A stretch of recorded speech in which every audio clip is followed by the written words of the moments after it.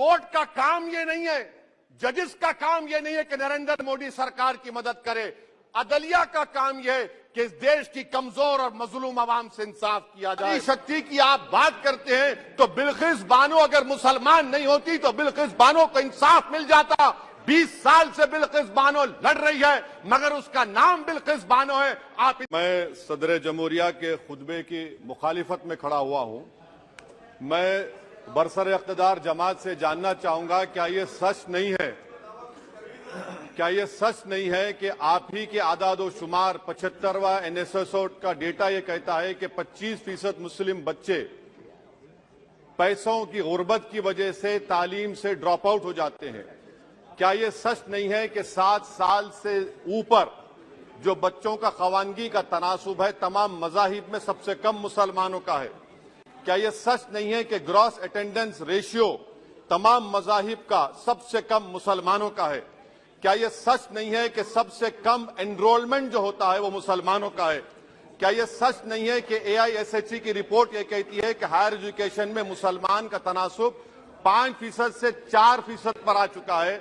और ये सरकार इन तमाम आदादो शुमार को देखते हुए, इनके आदादो शुमार को सामने रखते हुए सदर जमहूरिया के खुतबे में लफ्ज अकलियत का, माइनॉरिटी का जिक्र भी नहीं किया गया, जो भारत की आबादी का 19% का हिस्सा है।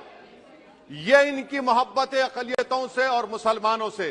सर, क्या यह बात सच नहीं है कि आपने माइनॉरिटी के बजट को 40% कम कर दिया, स्कॉलरशिप के पैसों में 560 करोड़ रुपए कम कर दिए?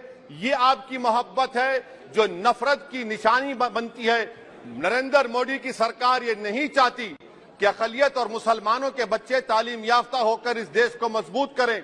वो उनको हमेशा गुर्बत और नाइंसाफी का शिकार बनाकर रखना चाहती है। सर, दूसरी बात इसमें यह है कि आज अकलियतों को मुसलमानों के ताल्लुक से कोई महीना ऐसा नहीं जाता जहां पर उनको जान से मारने की धमकी नहीं दी जाती। बरसर इख्तिदार जमात की एक MP साहिबा ने कहा कि चाकुओं को सिर्फ तरकारी के लिए इस्तेमाल मत करो, गर्दनें काटने के लिए इस्तेमाल करो। बरसर इख्तिदार जमात के एक MP ने दिल्ली में कहा कि मुसलमानों का समाजी बायकॉट करो। बरसर इख्तिदार जमात ने गुलबर्गा के रेलवे स्टेशन को हरा रंग किया गया था, उसको ये कहकर तब्दील कर दिया कि मुसलमानों का रंग है।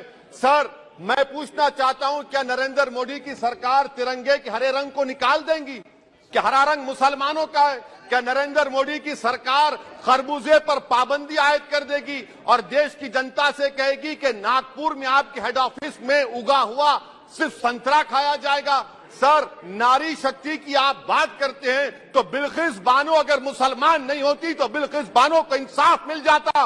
20 साल से बिल्किस बानो लड़ रही है मगर उसका नाम बिल्किस बानो है। आप इंसाफ नहीं करना चाहते बिल्किस बानो से। ये नारी शक्ति आपकी है। पसमानदा मुसलमान से आपकी मोहब्बत, दीजिए 1950 के प्रेसिडेंट ऑर्डर तरमीम करिए, दलित मुस्लिम का स्टेटस पसमानदा को दीजिए। आप नहीं देना चाहते। क्या मजहबी आजादी का उनको हक हासिल नहीं है? स्पीकर साहब, मैं मुसलमान हूं, मेरे बगैर ये मुल्क नामुकम्मिल है। मैं इस मुल्क का यरगमाल नहीं हूं, मैं इस मुल्क का कैदी नहीं हूं। मैं पूरे सिटीजनशिप की राइट को चाहता हूं और अभी चाहता हूं। कब आप बिहार के सुरजापुरी और कुल्हिया बादरी को कौमी OBC स्टेटस देंगे? स्पीकर साहब, दूसरी अहम बात मैं कहना चाह रहा हूं, चीन का जिक्र आपने किया। क्या प्रधानमंत्री अपनी जबान को जुम्बिश देंगे और चीन का नाम लेंगे? क्या आप चीन को डेमचौक और डेमसांग से उखाड़ कर फेंकेंगे? DGP कॉन्फ्रेंस में चेयरमैन साहब कहा गया कि 65 पेट्रोलिंग पॉइंट में से 26 पेट्रोलिंग पॉइंट पर भारत की फौज पेट्रोलिंग नहीं कर सकती है। चीन से आप डरते हैं। अरे, डिसएंगेजमेंट हुआ तो डीएस्केलेशन कब होगा? डी इंडक्शन कब होगा? चीन से आप डरते हैं। 3 साल से चेयरमैन साहब 50,000 भारत की फौज हजारों फीट चोटियों पर बर्फ में खड़ी हुई है। देश के प्रधानमंत्री को क्या भारत की आवाम पर भरोसा नहीं है? भारत की फौज पर भरोसा नहीं है? अरे, चीन का नाम लीजिए वजीर आजम, डरिए मत चीन से। तीसरी पॉइंट सर, हमारे कानून के मंत्री चले गए। पैराग्राफ 79 और 82 में बेसिक स्ट्रक्चर पर, आईनी ओहदों पर बैठे हुए लोग बेसिक स्ट्रक्चर पर तनकीद करते हैं, लॉ मिनिस्टर कॉलेजियम पर तनकीद करते हैं। इस ऐवान में जब एनजेसी का बिल आया, मैं वाहिद एमपी था, अब याद होगा आपको, जो मैंने कहा था कि भारत के संविधान के खिलाफ होगा बेसिक स्ट्रक्चर के। इंदिरा गांधी से सबक हासिल करना चाहिए। इंदिरा गांधी कहती थी कि जुडिशियरी मेरी पाबंद होना, अब नरेंद्र मोदी कहते हैं कि जुडिशियरी मेरी वफादार होना। इंदिरा गांधी ने 42nd अमेंडमेंट किया, देश की जनता ने इंदिरा गांधी को इख्तियार से बेदखल कर दिया। आप वही इंदिरा गांधी के इराक को ला रहे हैं। आप बताइए स्पीकर साहब, क्या ईसाई मानने वाले व्हाइट टेरर हैं? क्या ईसाई मजहब के लोग व्हाइट टेरर को फरोग देते हैं? आप बताइए। मैं यहां पर जजेस को तहफुज करने के लिए नहीं खड़ा हूं, मैं बेसिक स्ट्रक्चर की हिफाजत में बोल रहा हूं।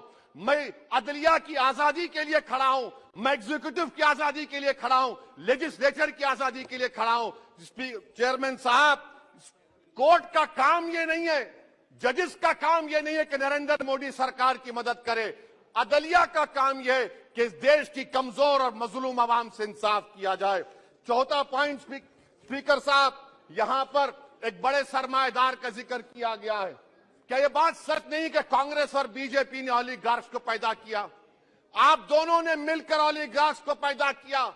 आज इसी वजह से 60% मुल्क की दौलत 1% जनता के पास है।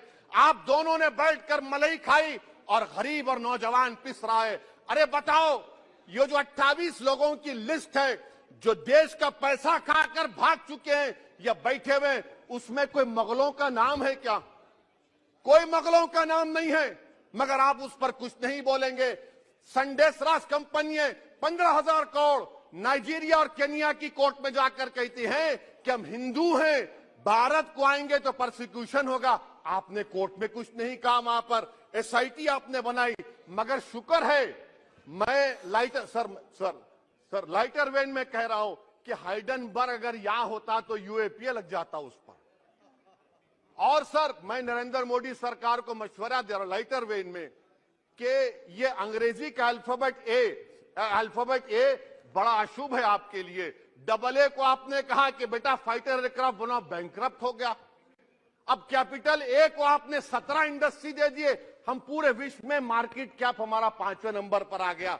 सर, देश के प्रधानमंत्री से बताना चाह रहा हूं कि वजीर दाखिला का नाम भी ए से शुरू होता है। मैं खत्म कर रहा हूं। मैं चेयरमैन साहब, मैं सरकार से पूछना चाह रहा हूं कि क्या जनवरी 2024 और फरवरी में क्या ये सरकार थर्मो न्यूक्लियर ब्लास्ट करने जा रही है? कि आपने हमारे अतराफ में देख लिया कि उसके वाकई व नतायज क्या निकलने वाले हैं?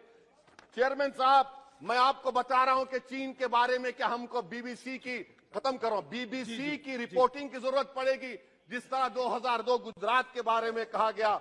स्पीकर साहब, अकलियतों के बारे में, मुसलमानों के बारे में एक शायर ने कहा था, आग से आग बुझाने को कहा जाता है, जख्म पे जख्म खाने को कहा जाता है। हम वफादार है बताने के लिए, हमको अपना सर कटाने के लिए कहा जाता है। सर, देश के प्रधानमंत्री पूरे फॉरेन टूर में जाते हैं, वहां पर गांधी का नाम लेते हैं। मुझे अप्रीहेंशन, खदशा इस बात का है कि इस देश में 2 बाबा कौम हो जाएंगे, एक सावरकर होगा और एक सौतेला बाबा कौम। कहीं आप महात्मा गांधी को ना बना दे तो सर मैं खत्म कर रहा हूं सर। इसीलिए मैं आपके जरिए से हुकूमत से मुतालबा करता हूं कि प्लेसेस ऑफ वर्शिप एक्ट को डिस्टर्ब ना किया जाए, मुसलमानों का अक़लियतों का बजट बढ़ाया जाए, बिल्किस बानो से इंसाफ करिए, चीन से मत डरिए प्रधानमंत्री, चीन को काट पर फेंकिए। शुक्रिया सर।